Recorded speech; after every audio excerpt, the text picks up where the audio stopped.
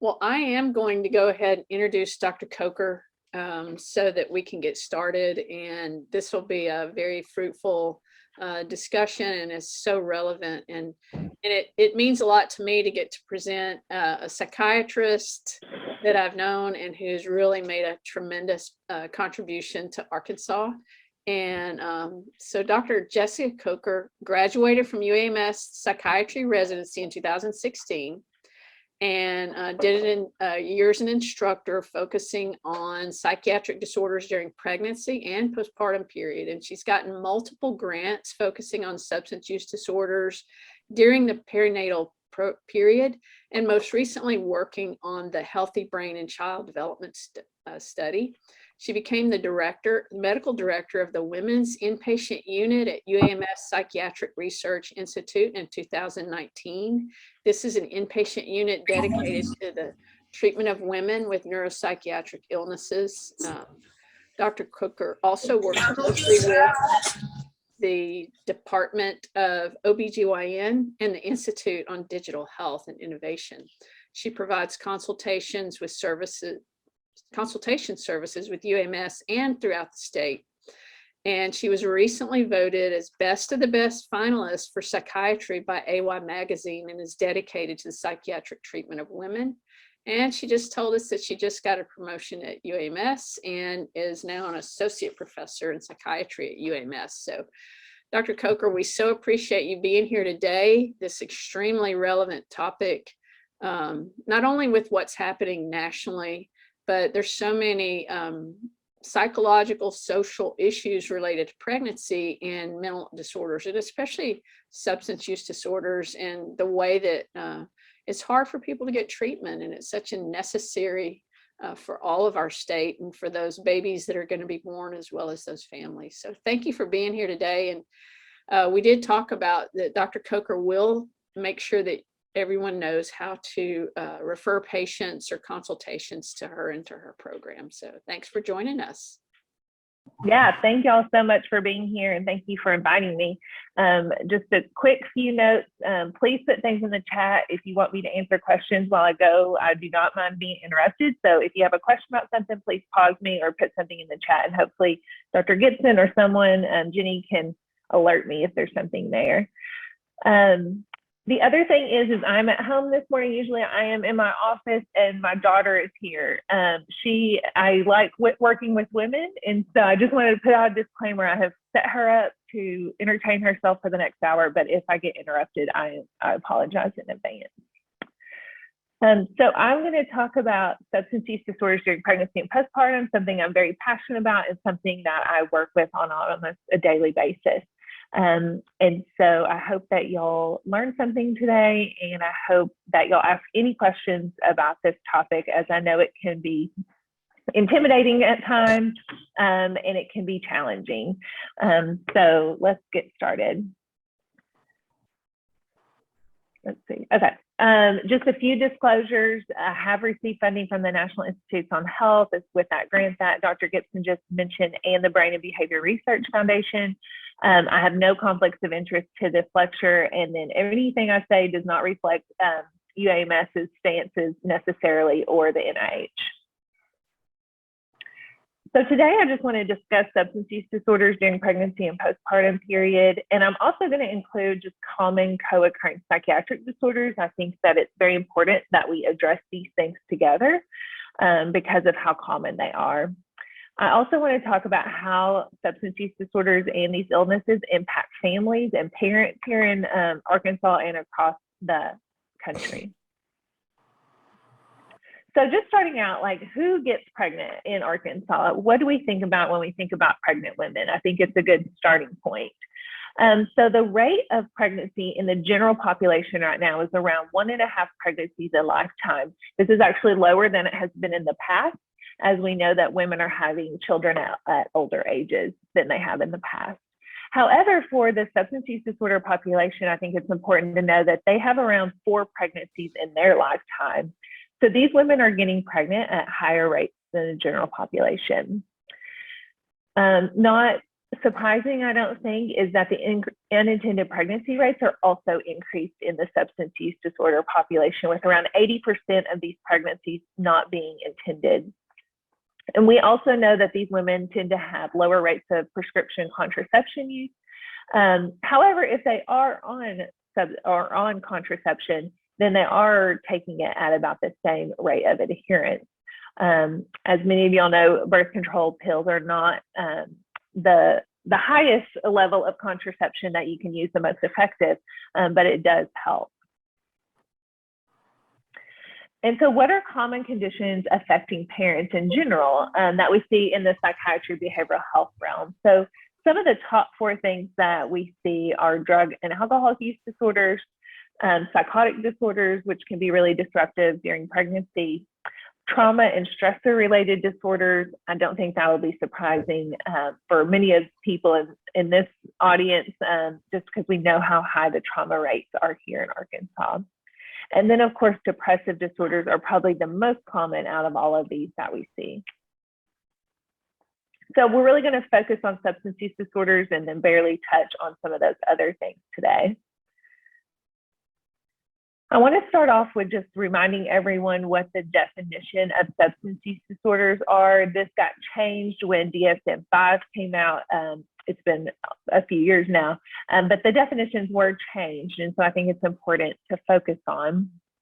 The DSM kind of categorized the symptoms into 4 different categories. 1 being impaired control, 2 being social problems such as legal consequences, 3 as risky use, and 4 as physical dependence. There's currently 11 criteria, and I actually, in my office, even have them posted up on a board beside my computer because sometimes it's hard to remember all of them, and then you can count them off when you're seeing patients to accurately diagnose. It's important to know that the DSM also has 3 specifiers, whether it's mild, moderate, or severe. And this is based on the number of symptoms that a patient presents with. So mild would be 2 to 3 symptoms, moderate would be 4 to 5, and severe is 6 or more of the 11 symptoms. One thing that I'm always teaching residents and students to think about when you're talking about pregnant women, and we'll kind of go into the data supporting this statement, is that the women who have substance use during pregnancy are typically more moderate to almost always severe cases of substance use disorder. What we know is that the vast majority of women, when they do get pregnant, discontinue any substance use. This could be, your nightly glass of wine or the weekend drinking that you might do with your friends, or even the recreational use of marijuana, cocaine, ecstasy, Adderall, all of these things that people in the general population tend to use but don't have a substance use disorder. These women who present to my clinic and y'all's clinic with substance use disorder in pregnancy, or even using substances in pregnancy, tend to be in a very severe category of their use disorder. So I think remembering that that these women are really, really sick. The data that would support this is that, we have a high number of people in Arkansas who excessively drink. So just looking at like the general population before we talk about pregnancy, around 15% of our Arkansan adults report excessive drinking. This is number 6 in the country. Around 13% of Arkansas adults reported non-medical drug use, which is actually lower down on the list, is around 34. But really importantly, around 15 deaths per 100,000 persons in Arkansas are related to drug injury, whether it's unintentional or intentional suicide, homicide. This is number 17 in the country. So I think this is definitely an opportunity to improve. However, when you look at pregnant women, only around 5% of pregnant women use an illicit substance during pregnancy. So as you can see, those numbers drop off when people get pregnant, and that's a really great thing. However, these women tend to be really sick, and I think that's the really important point that I want to send home. That equates to around 1,700 women in Arkansas. So Arkansas kind of has a birth rate between 25 to 35,000 women per year give birth in the state of Arkansas. So if the national numbers are correct for our state, which there's no study showing exactly how many in Arkansas use illicit substances, that would put us around probably 1,500 to 2,000 women per year who are using illicit substances during their pregnancy. One good thing that I do want to point out is that tobacco and alcohol are probably still the most common substances used in pregnancy, and we know that these have negative effects on fetuses, but the rates of use of these two things have decreased also in the state. So just quickly, what do we know about tobacco use? I'm sure most people are aware that tobacco use is really bad. It's probably one of the worst things that you can do during pregnancy. It has both effects on the mother, including the risk of preterm labor, the risk of placental abruption. And then, of course, we are really concerned about the effects that has on the babies. They tend to be small for their gestational age. They're premature birth, which can have complications. They also have an increased risk of sudden infant death syndrome, which is very devastating. And then we also worry about long-term health outcomes such as lung disease, asthma. So these babies can receive a lot of care during their lifetime. Alcohol is also very negative during pregnancy. There is, right now we don't know, there is no safe amount of alcohol during pregnancy. This has been long studied and long debated throughout, but right now the consensus is that no alcohol in pregnancy is safe, or no level. We really worry about fetal alcohol spectrum disorders when women are using alcohol in pregnancy, and this can lead to intellectual disability, behavioral problems, and they also have distinct facial features from if they have fetal alcohol syndrome. I point these two things out too because these are what is the most common. And so remembering that not only should we be screening for the illicit substances that sometimes we worry about more, these things are still very common and almost as negative, if not more negative than illicit substances when they're being used during pregnancy. So screening women, especially for alcohol, alcohol tends to be used by pregnant women in higher socioeconomic statuses. White, higher socioeconomic status are the ones that we worry about. And these women are also tend to be the least screened.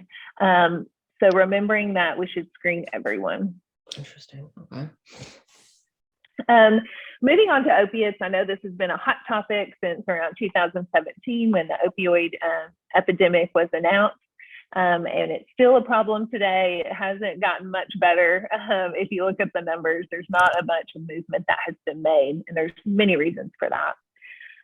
But I do want to point out that the opioid epidemic has affected women the most. And I don't know if that's always communicated. So we know that women 40 to 59 years old receive the greatest number of opioid prescriptions overall, almost twice as many as their counterparts. And so you can see this graph with the orange line is representing women, the blue line is representing males.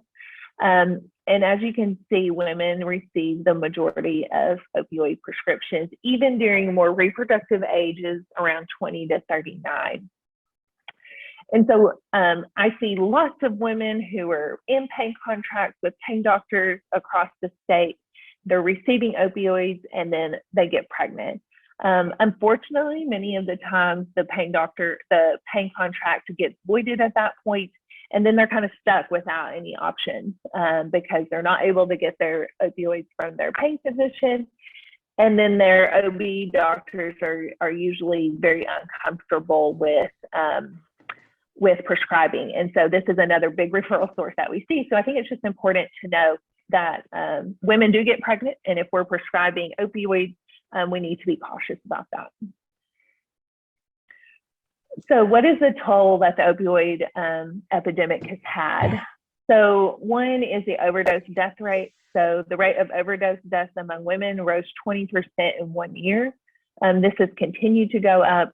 As I'm sure many people know, the death rate has continued to rise in the nation. We hit a huge milestone at the end of 2021 with over 100,000 deaths in the United States thought to be done by opiate overdose. And so this continues to be a problem. Opiate use disorder has gone up more than 4 times among pregnant women. And there is some debate on, is it because we're recognizing it more and that's why the numbers have gone up? But regardless, it's a huge toll on our health system and on society. We also know from 1999 to 2014, 4 times as many infants were born with neonatal abstinence syndrome in 2014. So again, some people will say that part of this is just our recognition of this problem, and so more babies are getting diagnosed. But as I believe, regardless, it's still a huge problem on our healthcare system. Other health outcomes that we worry about when women are taking opioids during pregnancy is they have increased risk of preterm birth. These babies also tend to have a lower birth weight, which can have complications such as poor feeding and have to be in the NICU for those reasons.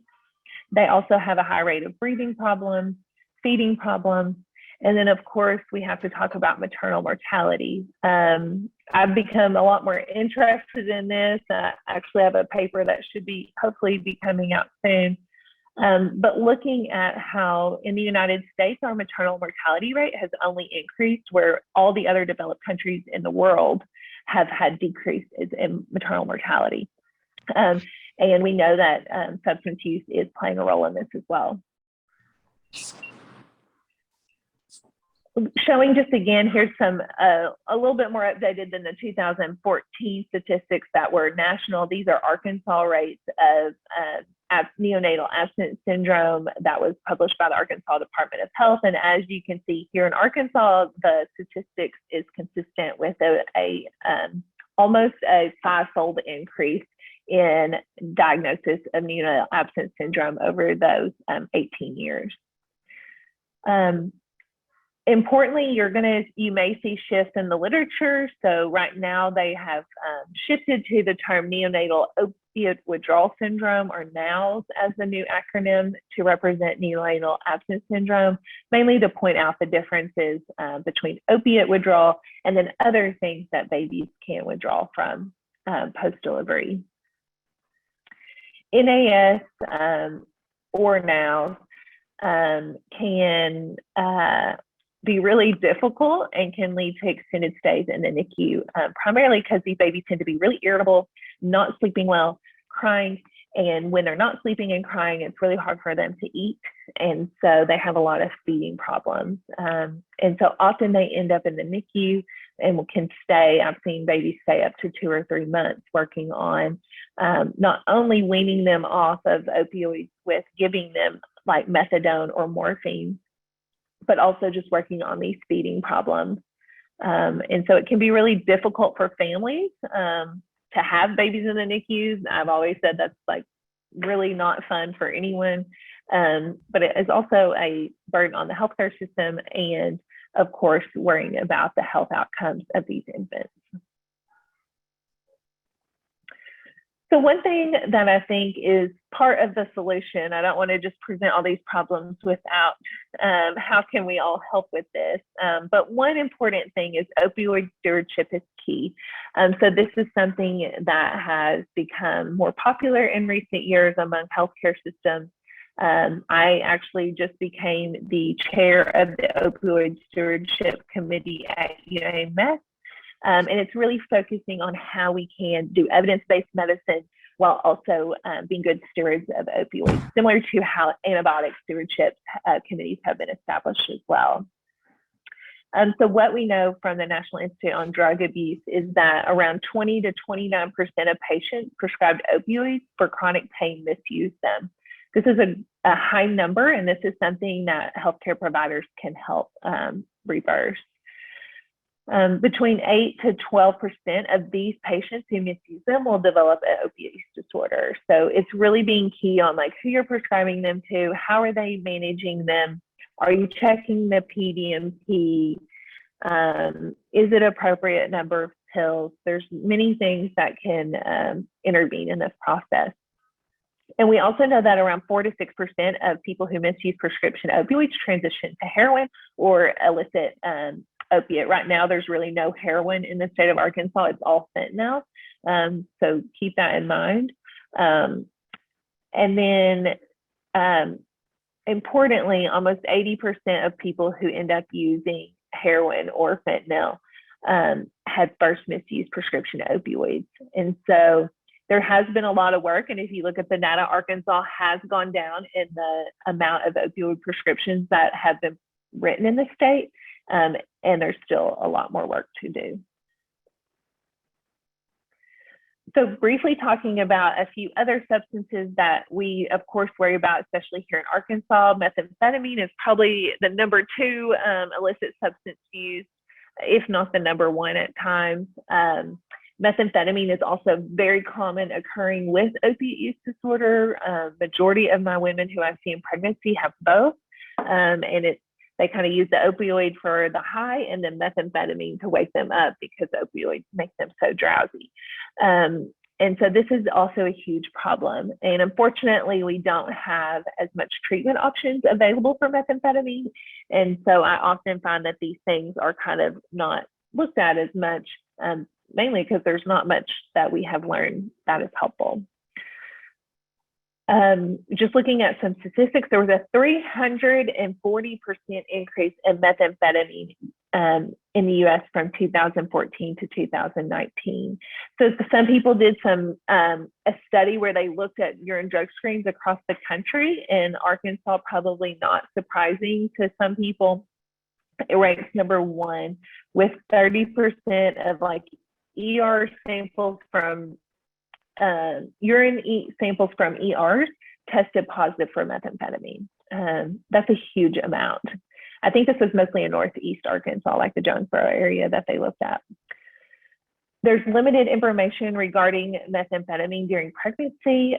We do know a little bit more about prescription stimulants such as Adderall, but we don't know that much actually about methamphetamine in pregnancy. We are concerned about vascular constriction and reduced placental blood flow. So worrying about things such as gestational hypertension, preeclampsia, eclampsia. Placental abruption is something that we have seen in stimulant abuse. And then cardiomyopathy, especially in these patients who have IV drug use, it can lead to heart vegetation, sepsis, and then long-term cardiac problems. Another thing that I'm frequently asked about, and this has become even more important over the past several years with the legalization of medical marijuana, and then I know there's efforts going on right now to make it legal without medical purposes. So I think this is going to become something that is even more discussed.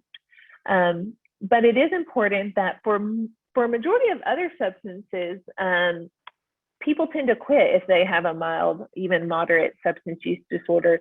But for marijuana, it's very interesting that a majority of these women actually, or a lot of these women actually continue to use marijuana during pregnancy. So 34 to 60% continue use during pregnancy. And marijuana use disorder is a little bit more tricky to diagnose. Just because it's so prevalent, and it doesn't often cause some of the problems that illegal substances cause. There's also this strong belief, especially if you just do some quick Google searches yourself, that marijuana is beneficial during pregnancy for nausea, weight gain, reduces vomiting, increases appetite, some women can have during their pregnancy, and that the risks, some of these websites will kind of point out that the risks of those are lower than the benefits. And so women tend to not think of marijuana as negative during pregnancy. There is not a lot of studies about this. And so I think that's part of the problem. I know there's a Surgeon General warning that says you should not use marijuana during pregnancy, but one of the problems and one of the things that has kind of driven, I think, this increase in use is that we haven't really studied it. And so it is difficult to point out what the risks are. And without that, I think it'll be hard to change these numbers. in the few studies that have been done, we are concerned a little bit about lower visual problem solving, some visual motor coordination when they're young, visual analysis. We don't know what this looks like as kids grow up. There is decreased attention span and behavioral problems, and potentially the increased risk of autism spectrum disorders. One of the things, and I just point this out here, I haven't talked about older kids with the other things, but these studies are really hard to do because you cannot control for the environment that the kids are raised in either, especially when it comes to attention span and behavioral problems. And so you'll see that being commonly reported in kids who are exposed to substances during pregnancy, but there's definitely a lot of confound with those findings.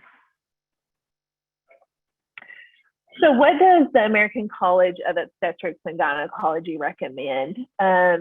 So for marijuana, they recommend to discontinue marijuana use if you were pregnant or contemplating pregnancy. That is their stance right now. And so that's how we treat women. That's what our recommendations are. Even if the medical marijuana is for medical purposes, it is still recommended to stop. And there's no evidence that it actually improves nausea and vomiting during pregnancy. There's actually a syndrome that is associated with increased emesis with marijuana use. So at this point, the consensus is that you should not use it during your pregnancy. We also discourage marijuana use during lactation and breastfeeding. So just to touch base, because we're here in Arkansas, I'm always talking about the legal issues surrounding substance use during pregnancy. I would like to point out that the American College of Obstetrics and Gynecology also recommends advocacy for patients to decriminalize perinatal substance use and promote adequate recognition and treatment. Nationally, 24 states and the District of Columbia consider substance use during pregnancy to be child abuse under civil child welfare statutes. That includes Arkansas.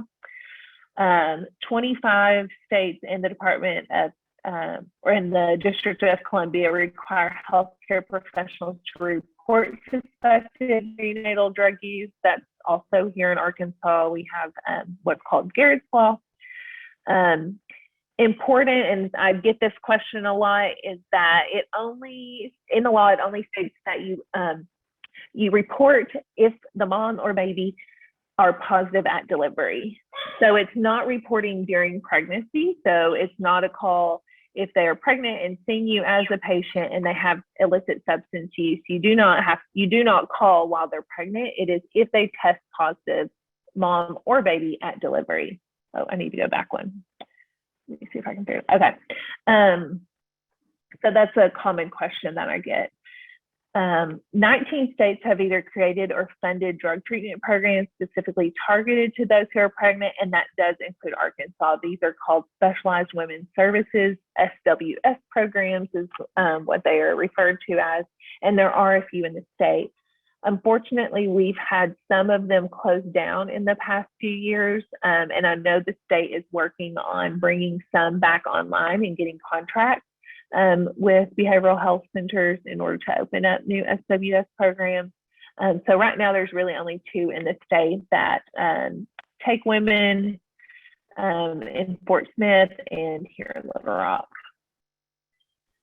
Dr. Coker? I see that we would, I see the question from Ms. McLean.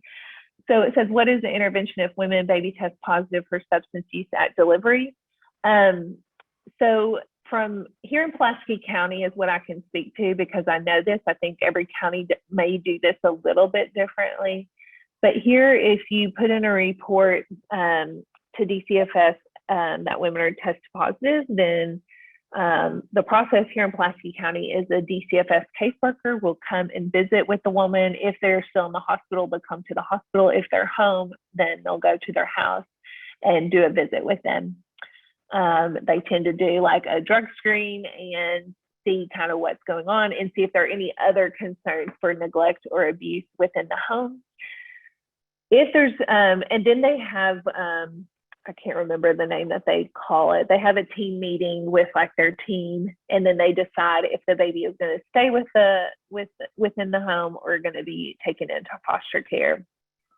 And if they are left in the home, which is probably more often the case, then they are monitored for about 3 months postpartum. From what I have noticed, that could be not exact, but then the DCFS monitors them. I will say that the majority of Garrett's Law reports are for marijuana in pregnancy, like the vast majority. If you look at the numbers, there's around 1,000 reports, and like 60% of them are for marijuana only.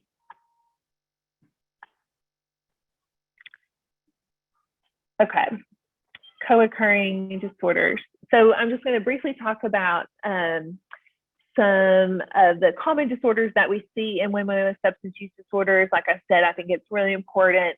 Sometimes our health systems in Arkansas tend to be separated across the nation too, but the health systems for psychiatric illness and substance use disorder are often separated. And I think it's important to recognize that these things often happen together, and getting treatment for both is important.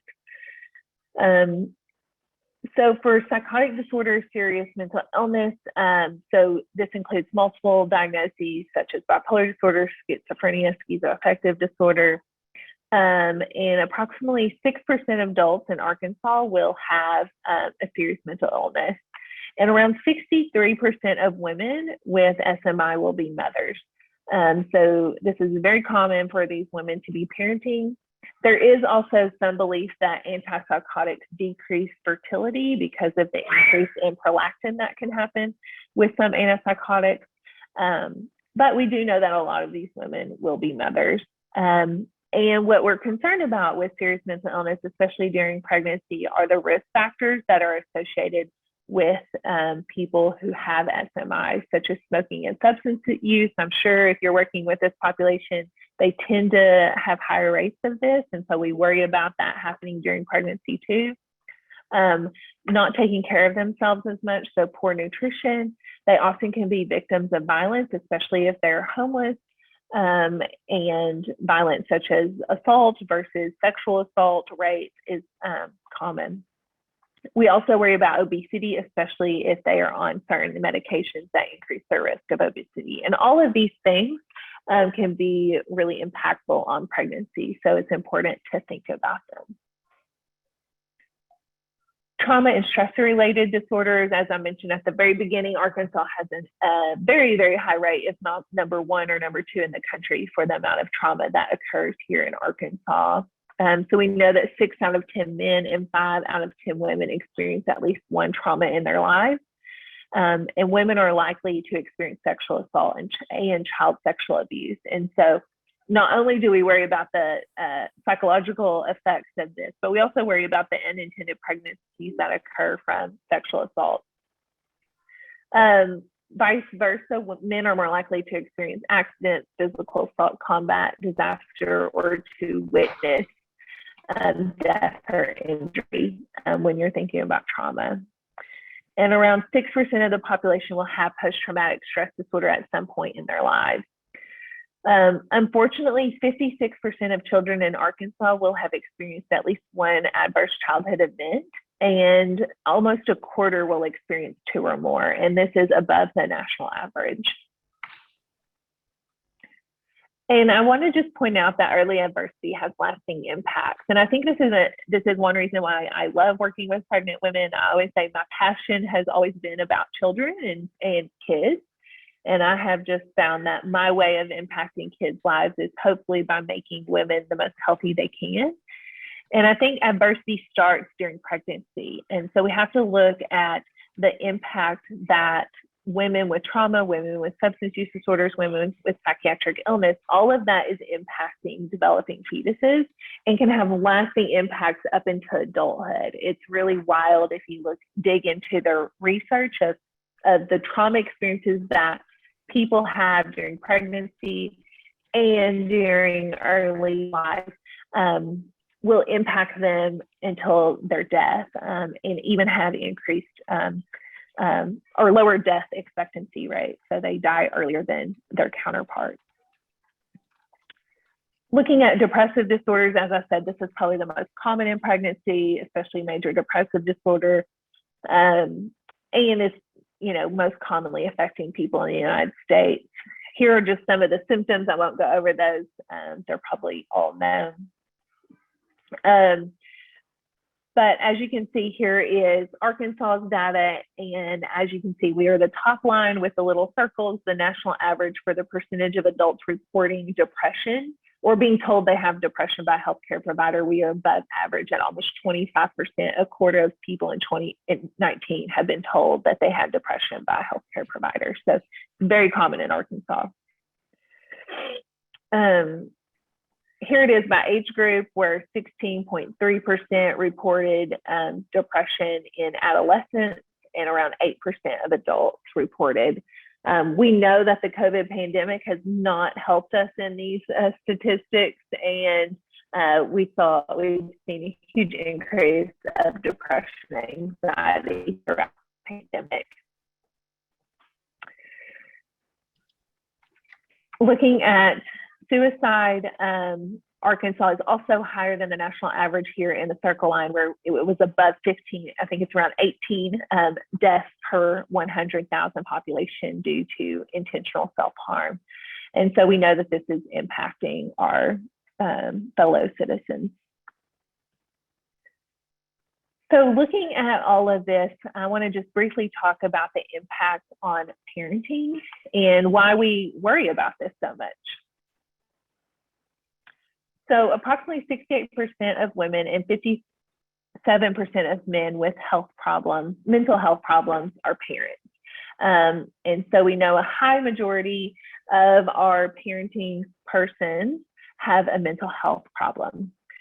Parenting is really important for mental health, and so I don't want to send the message that this is bad and we should be worried about this, because parenting is actually very positive for mental health. It gives you a sense of identity. It gives you a sense of personal purpose, pride. I'm sure if any of y'all are parents in the room, although it is very challenging at times, it does give a positive sense of self-worth too.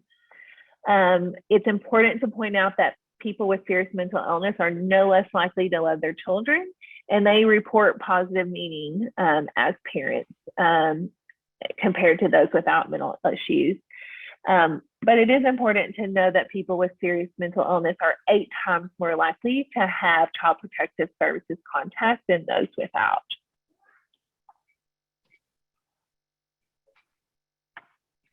So what is the negative impact of parenting with mental illness? So some of the first papers written on this were in 1966. So this concept has been going on for a long time.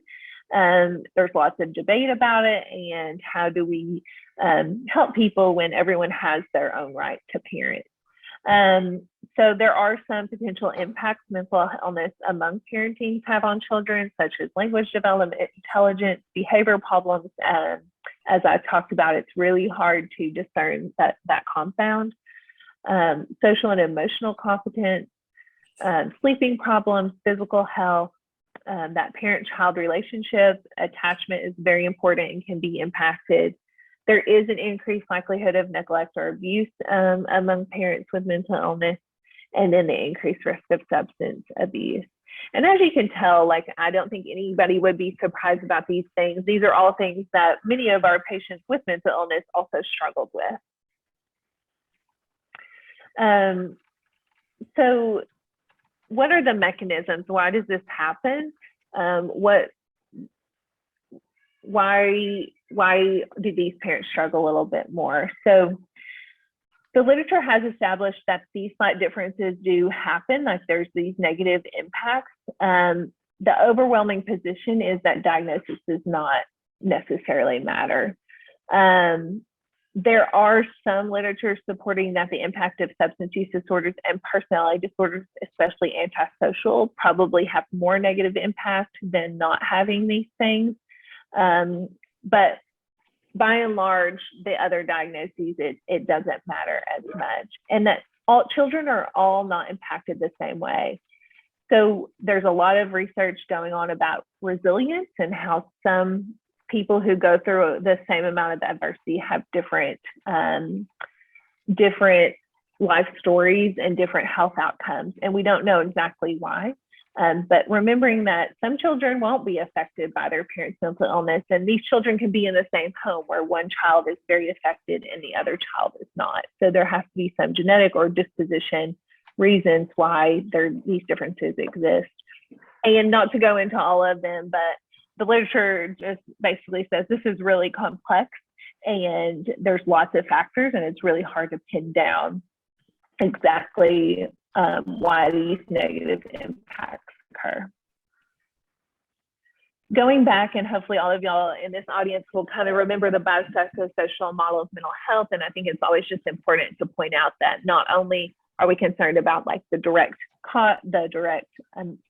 chemical changes that happen with substance use during pregnancy, but remembering that these babies can be born into environments that can be really challenging, whether they are in the foster care system with DCFS or whether they're at home with their biological parents, whether they're adopted, or whether they're living with their grandparents and being raised by them.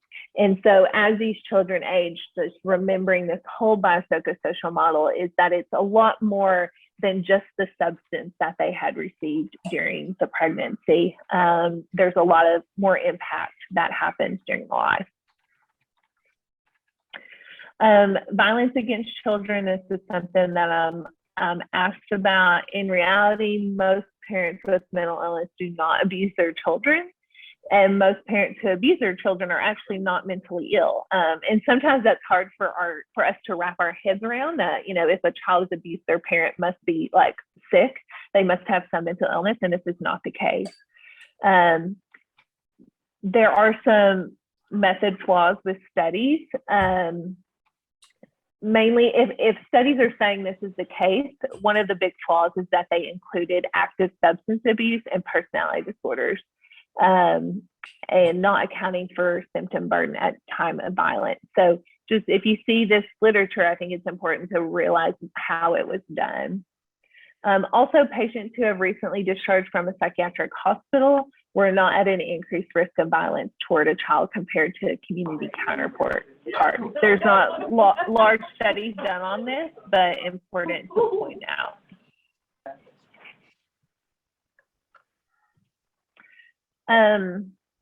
So substance use disorders and parenting, there's a lot of literature about this. I'm going to speed up just a little bit so I can make sure and have time for questions.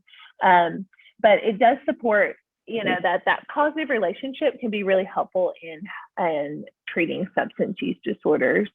And so remembering that kind of working with parents on the motivation for quitting substance use disorders can be really helpful. So I'm going to spend the last hopefully 5 or 10 minutes talking about treatment, engagement, and access so that y'all have some tools to help treat these women if you see them. So remembering diagnosis and treatment, accurate diagnosis and treatment planning is essential. And so really screening women for substance use disorders, even alcohol, tobacco is important. And consideration of clinical symptoms and vulnerabilities, as I see here. You know, these women tend to have very, what I say, chaotic lives. And not only are they struggling with a mental illness, they're usually struggling with lots of, social stressors too. And so trying to address all of these can be really helpful. So when it comes to treatment, if you can match what's kind of vulnerable, what are their vulnerabilities to what treatment options are available, and try to find the best match possible, that can be super helpful for this. So, I mean, there's lots of different modalities: psychotherapy, medication management, parenting courses. There's like mother-infant interaction therapy or parent-child interactive therapy that can be really helpful if they have young infants. We also talk about like group therapy, AA programs, the 12-step programs, and really looking at like, what does this mom need and how many services can we get to her that are appropriate and make sense is important. There's also treatment levels. This is from ASAM, the American Society of Addiction Medicine, and they kind of look at this continuum of care. And so, starting with prevention, early intervention, we tend to try patients on an outpatient service first in order to see if we can keep them in the home, keep them working, keep them participating in their lives if they have those things. But if they fail outpatient treatment, I think it's really important to move them to the next step. In our clinic, if they have failed outpatient treatment, we have even been like, we can't help you anymore. We aren't equipped. We're an outpatient provider, and you need a higher level of care, such as inpatient, residential, partial hospitalization, intensive outpatient treatment programs, and not just keeping them in the outpatient world, like moving them on up the ladder if they need to.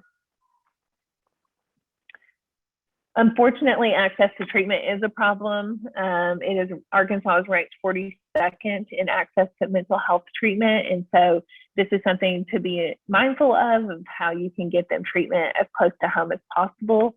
But I definitely recognize it is difficult to find providers here in Arkansas. There are some barriers to treatment that can be addressed, and going over these with your patient can be really helpful. So starting with like the practical, logistical, transportation, getting off work, having access to internet if you're doing telemedicine can all be concerns. There's also, personal barriers. Some people have a really negative view of psychiatry. They lack confidence in the system per se. And also worried about things such as Garrett's Law. We know that a lot of women do not seek care because of their concern that their baby is going to get taken away from them. And I understand that concern, and there's a lot of fear. And so working with the system to help reduce that stigma and those confidentiality concerns can be helpful. There are some limitations to treatment. So, one thing that I'm always talking about is that all of what we do is a lot subjective. And so sometimes people don't have accurate diagnoses. You will see, bipolar disorder and borderline personality disorder commonly diagnosed and being inaccurate in diagnoses. But the more we can work on this can be helpful. And one thing, unless you are fully trained, I never recommend people commenting on parenting ability. That takes formal training in order to comment on someone's parenting capability. And so I support people who say, I can't comment on that, especially if your patient is involved in DCFS or involved in the court system. Sometimes providers are asked that question. I am not trained in it, and I do not comment on someone's parenting capability. That is something that takes in-depth psychological evaluation. And also remembering that treatment is reliant on adherence and compliance. And so I always say you can't work harder than your patient, and you have to, keep them engaged if you can. But at the end of the day, it's going to be their motivation and their willingness to change that's going to get things improving. Let me see. Okay, I'm going to speed through this because I see that a lot of people on here are not medical doctors. And so I think it's just to know that treatment does exist for opiate use disorder in the form of what used to be called maintenance or medication-assisted treatment. The literature is also wanting to change that, as it is now it's viewed as stigmatizing. And so it's just medications for opiate use disorder, such as buprenorphine and methadone. And so treatment for that is available. Oh, I don't know what I want. Oh, this is one thing that I do want to point out that I do think is important for anyone working is that these medicines are not the fix. Often that is viewed as the fix by providers and especially patients. But it is only part of the solution. And so how I want to always view these medications as it is a tool to get them into treatment. It is not the treatment.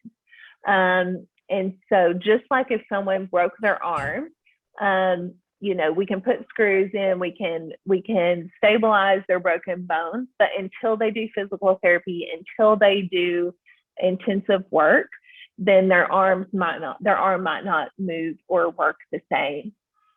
Same thing with this, is that the medications can help stabilize, but they really need that therapy, whether it's 12-step program or individual therapy or group therapy, in order to actually recover from this disorder. So please, please, please don't view this as like a treatment and then they're cured once they get the medicine. There are some challenges during labor and delivery that I won't go into very much, but if you have any questions about it, I'm happy to answer them. And so just concluding, before I tell you how you can get patients to us or ask us questions if you just want to consult, pregnant women in Arkansas will continue to struggle with substance use during pregnancy. Screening for substance use disorders and comorbid mental health conditions is universally needed. Treatment of options are available, although not always accessible. And so if we can meet patients where they are, I think that's where the best we can do at some time. And then just knowing that the Women's Mental Health Program here at UAMS is available for consultation or treatment. And I want to point out that even if you just want to call and talk about someone, that is completely good, and we have resources for that. So I wanted to just briefly talk about the Women's Mental Health Program. So it was established back in 2012, so around 10 years ago. And it's been active and growing since then. We have 3 psychiatrists, myself, Dr. Shauna Ray Griffith, and Dr. Hannah Williams, and hopefully we're going to be adding a fellowship position and growing to include Northwest Arkansas, and we have some big plans for the future. We also have therapy, we have a peer support specialist, and then we also have research that we do as well. We see patients both at PRI and at the Midtown OB clinic that UAMS has. And then Dr. Gibson pointed out at the beginning that I run the women's inpatient unit, which is an acute psychiatric unit dedicated to women. So we can take care of the gamut of pregnancy and postpartum related psychiatric illness here at UAMS.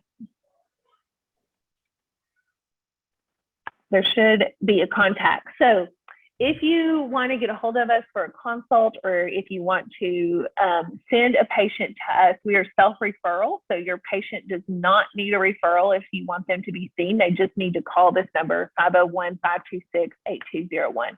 If they call that number, they will get scheduled without a referral. We require that the patient call to make their own appointment. We don't take referrals from providers. Here's my email address, that if you have questions or concerns, or if you want to follow up with anything, I'm happy to chat via email, text, or phone. And then if you just want to talk about a patient and say, hey, I have this question, I have this patient in my office and I don't know what to do, and she's pregnant and she has whatever psychiatric illness, we're happy to take those calls too. You can call the Angels, or now known as High Risk Pregnancy Program. It's a physician call center, and if you just ask for Dr. Coker or Dr. Ray or the Women's Mental Health Program, then they will get a hold of us, and that's available 24/7. So they'll call us and we will talk to you on the phone, usually right then and there. So this is how to get connected to us if you have any questions. And I think that is the end of my presentation. And I will take any questions or comments. Thank you, Dr. Coker. This has been excellent and makes me think, oh, we should have allowed 2 days for this. Yeah, it's a lot of information. I especially appreciate, you've got some really disturbing but true, the statistics about Arkansas and the need for this service. And it's amazing that we have such a fantastic service in Arkansas right here, and for you all to be available for consultations.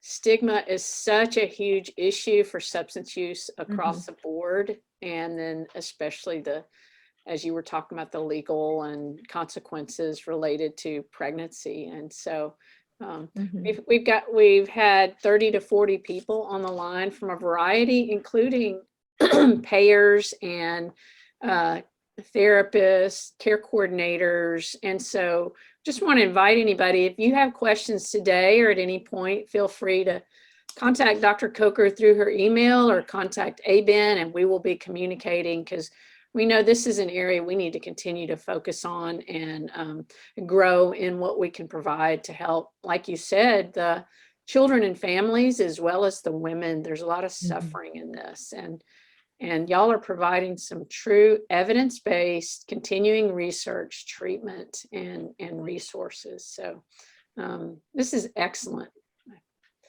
Yeah, and if anybody doesn't even have any questions, I would love to hear like what y'all struggle with, what y'all feel like y'all need help with in this arena with pregnant women. That could really be helpful for us in future planning on how we can hopefully better serve the state from where we're sitting. Sure. So I'd love even emails, if you want to send me an email of like, this is what we need out in the community. I would love to hear those things. Yeah. Okay, I'm seeing Dr. Bernard. He wrote, what do you make of the common practice of OB-GYNs encouraging moms to stop chronic side meds during pregnancy? I think is what I make of it. This is a common, I had a patient this week who ended up on the inpatient unit after stopping her meds 2 weeks, for 2 weeks after finding out she was pregnant. I always give people the benefit of the doubt and know that they're doing the best that they can with the knowledge that they have. I don't think there's any physician in Arkansas that I have met that intentionally wants to do the wrong thing. And so I always come from that place. But I think it's just a lack of education and a lack of confidence and anxiety, fear of what could happen. One thing that I try to impress upon my students and residents before they go out and practice is treat all women as if they're pregnant. Women, if they're of reproductive age, treat them all as if they're pregnant, and you don't have to worry about that call, because I can understand the anxiety and fear that it can produce if you get that call and they're pregnant and they're on things that could be harmful during pregnancy. And so I think that's one rule. And, you know, if you want education, if people need to be educated, we'd be happy to do that. There's also, we do high risk OB grand rounds that are across the state on how we can better do evidence-based medicine, primarily because the majority of medicines are not unsafe or not high risk during pregnancy too.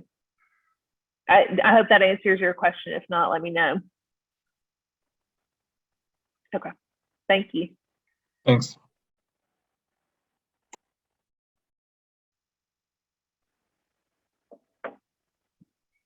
All right, feel free if anybody wants to come off mute, or if you have any questions you want to put in the chat. I know it's 8:59 and we often schedule ourselves back-to-back meetings, so I appreciate everybody still being on. Dr. DeBernard, were you about to say one more thing? Yeah, I mean, if nobody else is going to say it, I'm happy to just speak up. And Dr. Coker, thanks for a great presentation. I would encourage you, when you give this presentation, to draw a much stronger, bolder, direct line between your charts that say women are prescribed opioids twice as much as men, and that you have on one chart you had 8 out of 100 women will have PTSD in their lives, with only 4 of men, so that's a doubling. And the way that when I talk to clients in inpatient units and in the outpatient, the medication assisted outpatient treatment I do, opioids provide a distance from physical pain and emotional pain. And so people are most at risk of having that opioid use disorder when they have a trauma history, because finally they have encountered a pill that they can put in their mouth that makes them feel normal again. And why would you give that up? And so that's really what leads to, in my mind, this trauma link and opioids. And so, you know, if you're going to screen clients for stuff, doing an ACEs and looking for PTSD is something that goes undone a lot of times. Yeah, I'm so glad you recognize that. I think that's so important, and I appreciate you highlighting that.